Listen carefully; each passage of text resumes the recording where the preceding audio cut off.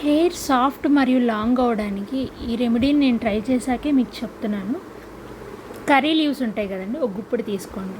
అలాగే ఒక spoon rice, ఒక గ్లాస్ వాటర్, ఇవన్నీ పొయ్యి మీద ఒక 5 minutes బాయిల్ చేసిన తర్వాత కూల్ అయిన తర్వాత టీ వడపోసే దాంతో ఒక బౌల్లోకి తీసేసుకోండి.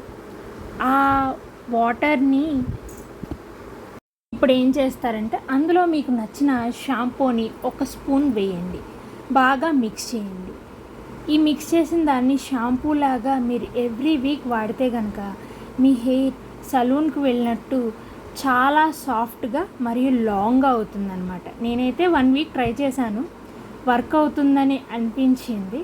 సో మీకు కూడా ఈ టిప్ని చెప్తున్నాను. ఈ వీడియోని ఇన్స్టాగ్రామ్లో చూశానండి, చాలామంది కామెంట్స్ పెడుతున్నారు వర్క్ అవుతుందా అని. ఖచ్చితంగా వర్క్ అవుతుందండి, నాకు కూడా వర్క్ అవుతుందని ఆశిస్తున్నాను. Thank you for watching.